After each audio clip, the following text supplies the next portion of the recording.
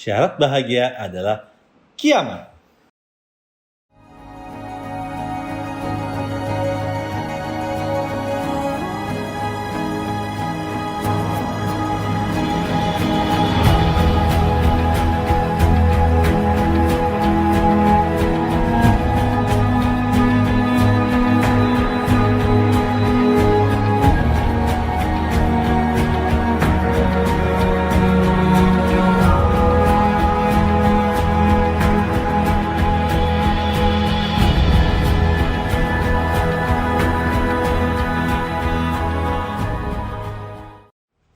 Nah, saya mau menjelaskan dulu nih ya.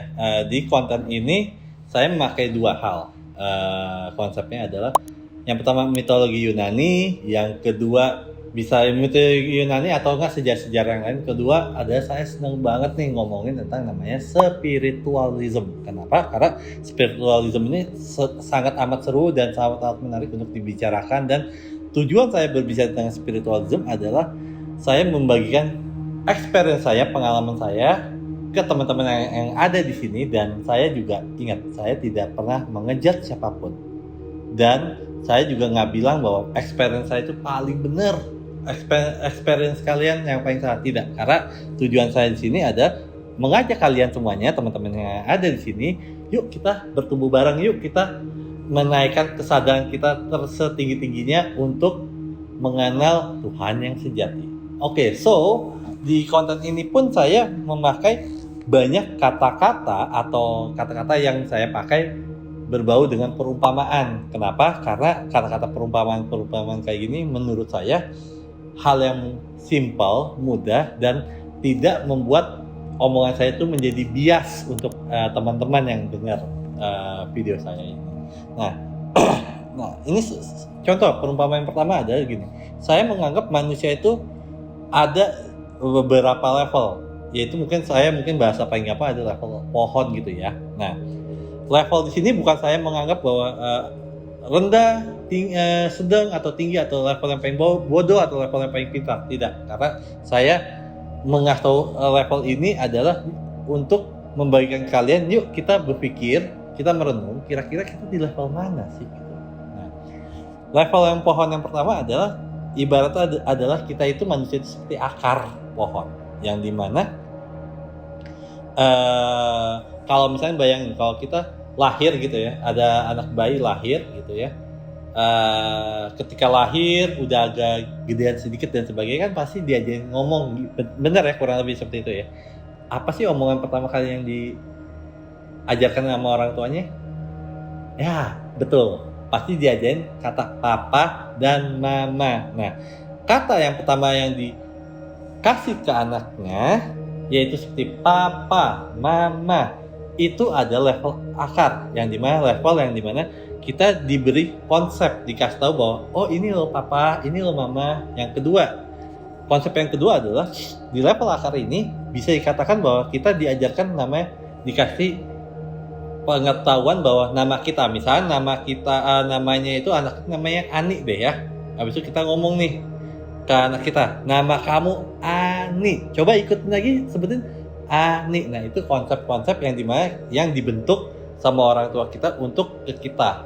Nah, konsep-konsep ini akan bertumbuh, variabelnya akan lebih tinggi ketika kita makin dewasa, makin gede, makin dewasa, makin remaja gitu ya. Yang dimana konsep ini akan berubah menjadi konsepnya adalah, kalau saya bilang konsep simbolis adalah aku. Maksudnya aku ini apa sih maksudnya? Nah, aku ini, kalau ini perumpamannya, aku ini sebenarnya kata-kata dari ego. Kalau udah kita ngomong aku, saya, dan terus-terusan, itu menjadi ego. Contohnya adalah gini. Maksudnya ego seperti apa sih? Contoh kayak gini. Saya benar, kamu salah. Saya pintar, kamu bodoh.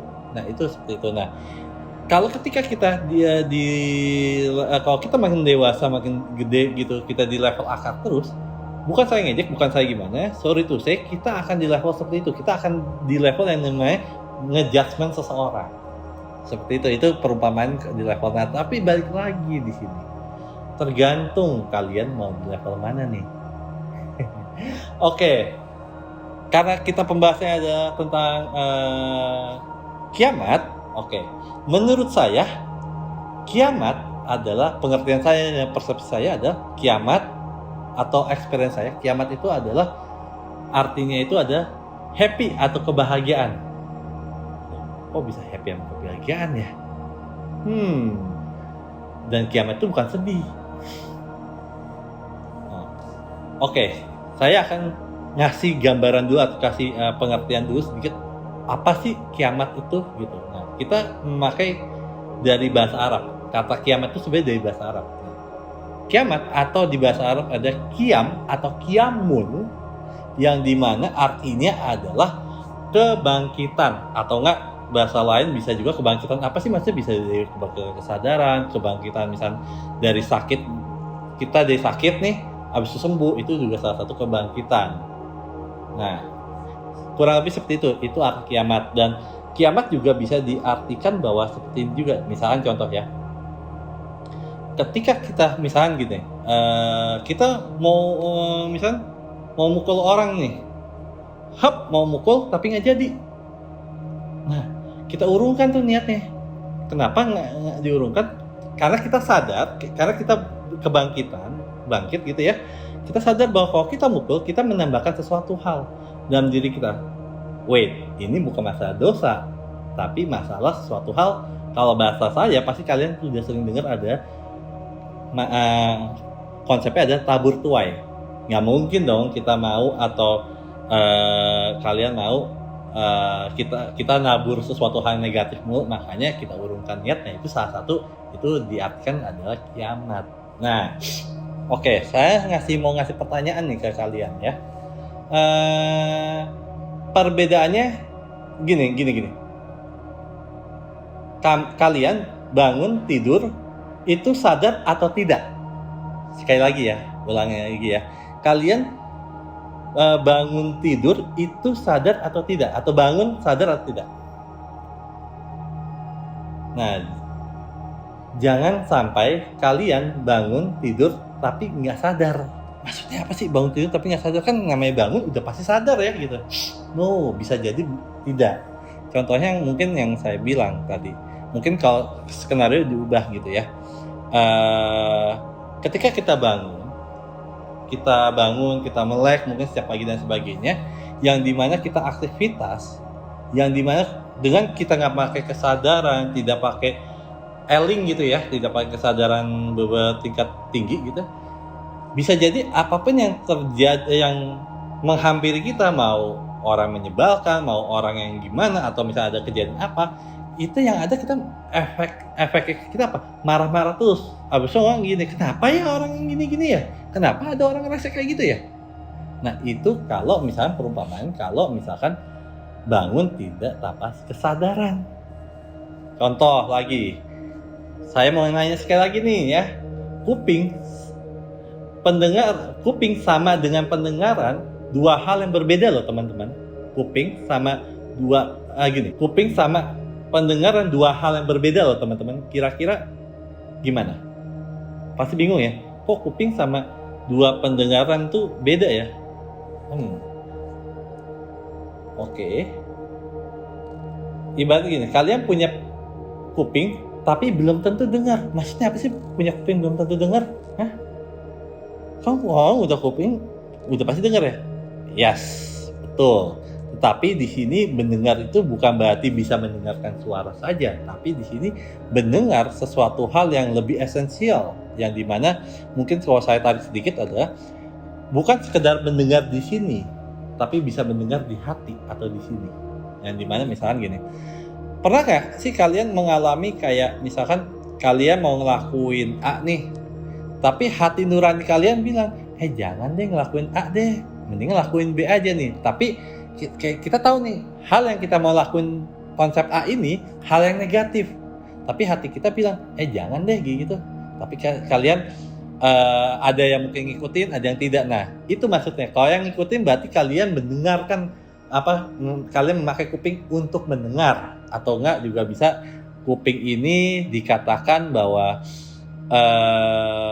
kita paling gampang mungkin gini kali ya.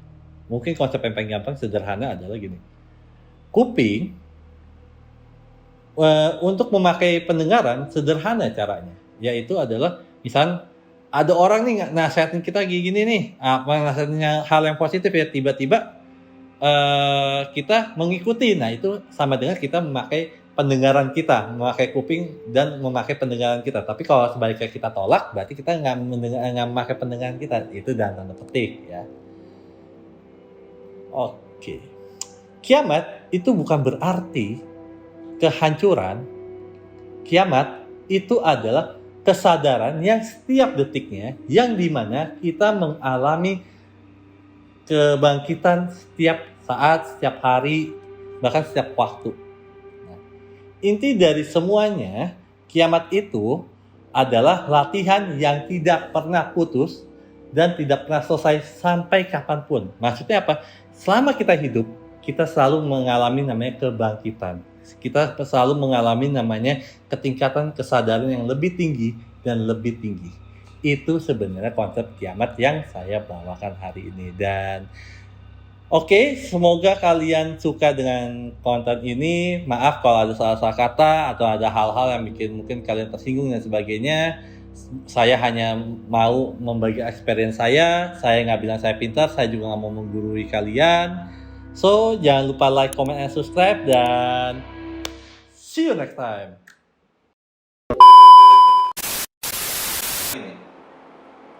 Kalian pasti bingung ya dengan omongan saya atau mungkin judul-judulnya gitu ya.